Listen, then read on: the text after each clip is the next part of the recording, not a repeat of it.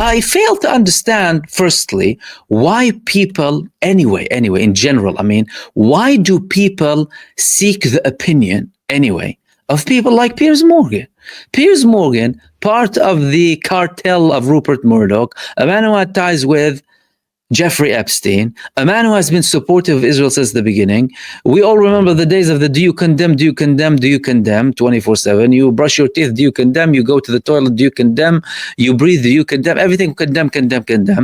Abhorrent statements. And the man was legitimizing the slaughter of children in war not long ago. But just because the man is changing his tone slightly, they're telling you, oh, look, Piers Morgan changes. He didn't change anything. Piers Morgan wants the views, he wants to make the money, he wants popularity at the end of the day. And if that requires him to have a certain session with the Israeli ambassador, then he will, like he had in his recent show with the Israeli ambassador to Britain, as we can see in this video here. Do you know how many Hamas terrorists you killed and how many children you killed? I don't have the numbers, but let me tell you one thing: we and never target civilians. So this question is irrelevant. How many children have you killed? Piers, Israel is not killing children. Israel is not killing children. Hamas is using them as human shields. Israel is killing children every single day. Piers, this is a blood label you're putting on Israel. You know it's not true. What? No, it's not actually. And what you're trying to do is be very weaselly with your words. No, I'm not. The truth is, you are killing a lot of children. You would argue you're doing. Why it's caused? Hang on, let me finish. Hamas is using them as human shields, and you know that. Let me finish my question to you. You are killing a lot of children on a daily basis. That is indisputable. My interesting question for you is, how come you know exactly how many Hamas terrorists you've killed, but you have no idea how many children you've killed? Piers, please ask this question to the people that can give you the answer. I don't have the answer. Who has the answer? Please don't ask me questions. Who has the answer? Who has the answer? I don't have the answer. And I will tell you something. You're the Israeli ambassador to my country. Who else should I ask? Well, when you launch a blockade for nearly 3 months to a population which already has seen much of their possessions, their land, their buildings, their homes decimated by bombardment after bombardment, when you say that you're going to launch a blockade on aid and food to a population where 50% are under 18, you are pursuing, it seems to me, as Ehud Olmert said, a policy of starvation towards, obviously, because of the nature of the population in Gaza, of a lot of children. And that is a war crime. I mean, what else do you call it?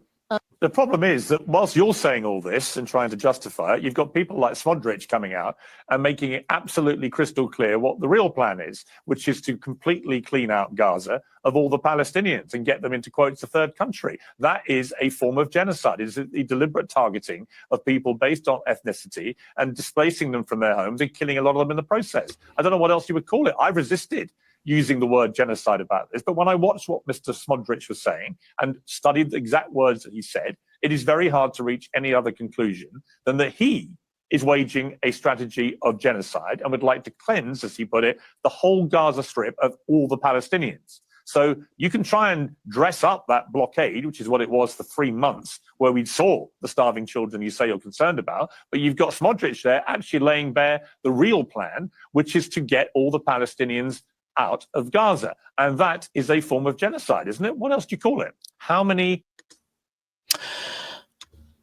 I mean, everything that Piers Morgan said has been happening from day one. That's number one. Secondly, did Piers Morgan just realize that the Zionists are killing children in Gaza? People were tagging him since the beginning of the war, sending him all of the images and footage of everyone being slaughtered in Gaza from day one. From day one. Yet despite all of that, he was still justifying everything and telling you that actually, no, people do get killed in war. For example, he had an interview with Tucker Carlson just a couple of months ago, back in February, by the way, in which he said the following. Let's have a look. If you're intentionally killing civilians, you probably shouldn't beat your chest and brag about it. You know, maybe you could make the I agree case, with that. Maybe you make the case that we had to do it or whatever, but you should. I agree. You should weep, and that's evil, and you should just say it's evil. And I know it's really threatening to. Is it evil? Ben Shapiro to say that or whatever, but is it evil to kill civilians on purpose? Yeah, it is. I think it is. Really? Kids and children. Well, how is it not actually? In a war? we can call it whatever you want. How is it right to kill women and children? I didn't say, well, because I think there is a moral right behind you. If you are literally to kill women and children, if there's a world war that threatens if it threatens the entire world, yes. Some people killed your kids, like your 8-year-old. Like, well, how is your own that children morally justifiable? Well, because actually you have to. Well, by your criteria, it's disgusting. Okay, it's nothing's so no war is morally justified. I mean, I think it's pretty hard to justify. I mean, yeah, I'm Any sure, war. A pure defensive action, sure. But all I'm saying, look, it's all ugly. It's all hard to stomach. I've actually seen some of it up close, super ugly. You can say that. You can say you hate it. May I finish? The fact you quibble with it being morally justified. To intentionally kill non-combatants, women and children, I think we can say that's wrong. In fact, I thought that was the thing we were fighting against. I'm clear. I mean, Piers Morgan 3 months ago saying that basically, killing people who are, non-combatants is not evil. Is it evil? Is it evil to kill non-combatants? According to him, no. What's the change now? I mean, some people are quoting him over the Gaza situation as well, and the genocide and the term and using a genocide. First and foremost, this man has been a part of the Rupert Murdoch dynasty. And despite the fact that he's trying to distance himself, at the end of the day, Piers Morgan has been tied with Rupert Murdoch for a very long time. We all know who Rupert Murdoch is. Apart from his relationship with Jeffrey Epstein, ever since the beginning of the genocide, the man has been standing and taking a position of Israel and of Zionism, the position of manipulation. Even if he comes today or tomorrow or the day after and starts to change a position here and there, and still, by the way, spewing venom while he's mentioning this position by labeling the Palestinian resistance and delegitimizing the Palestinian resistance, and in fact still legitimizing Israel and its genocide by even bringing the genocide representative, which is the ambassador. She's the ambassador of a genocidal entity. Who are you talking about? You're not talking about a normal person. You're not talking about a normal state representative, a normal ambassador. This is part of the justification. Secondly, people like him shouldn't even have the influence even on people to make their minds up. At the end of the day, the man works for money.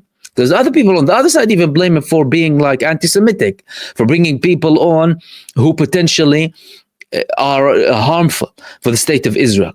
Why? Because, well, the Palestinian opinion is more popular, isn't it? Why? Because it's more logical, it's more accurate, it's more correct, it's more truthful. Whereas on the other side, all you hear is lies, deception, and people twisting words and trying to get themselves out of the mess that they got themselves in for all of the time that they're debating.